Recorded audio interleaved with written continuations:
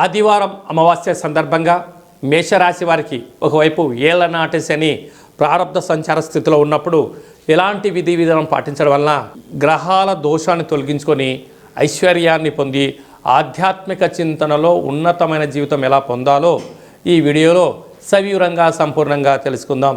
మేషరాశిలో ఏ నక్షత్రాలు వస్తాయిగా?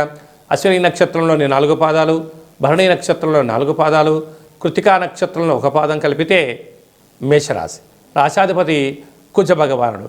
వీరికి తృతీయంలో గురువు, విశేషమైనటువంటి పంచమ కేతు సంచార స్థితి, భాగ్యంలో బుధుడు, రాజ్యస్థానంలో త్రిగ్రహ సంచార స్థితితో కూడుకున్నటువంటి 19వ తారీఖున 20వ తారీఖున పంచమగ్రహ కూటమి రాజ్యస్థానంలో జరుగుతుంది. కనుక వృత్తులలో, ఉద్యోగాలలో, వ్యాపారాలలో, పెట్టుబడులలో, లావాదేవీల విషయాలలో అనేక రకాలమైనటువంటి మార్పులు రాబోతున్నాయి.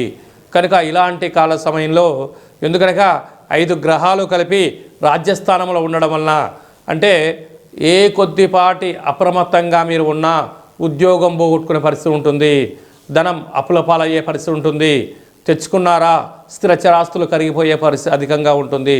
కనుక ఇలాంటి కాల సమయంలో తప్పక ఈ తెల్ల జిల్లేడు వృక్షం దగ్గర ఆదివారం అమావాస్య సందర్భంగా ఎర్రటి ఒత్తులతో దీపాన్ని పెట్టడం, ఆ గణపతి స్వామివారిని పెకిలింపజేసి సింధూరాణం పూసి ఇంట్లో పెట్టుకొని ఇంటి గుమ్మం దగ్గర ఎర్రటి గుమ్మడికాయను ఛేదింపజేసి పగలగొట్టినట్లయితే సకలమైన దోషం తొలగిపోతుంది.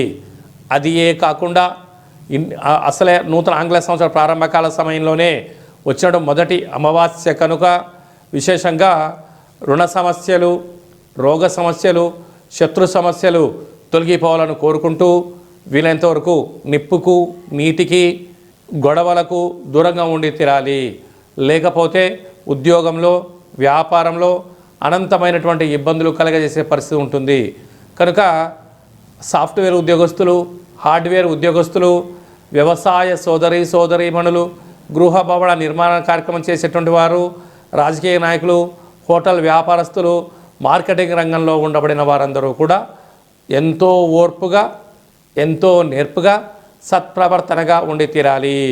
కనుక ఆదివారం అమావాస్య సందర్భంగా మీరు ఆ యొక్క సూర్యారాధన, తెల్ల జిల్లెడు వృక్షం యొక్క పూజ, కుక్కకు, కాకికి ఆహారాన్ని పెట్టడం వలన సకల దోషాలు తొలగిపోతాయని చెప్పి గమనించాలి.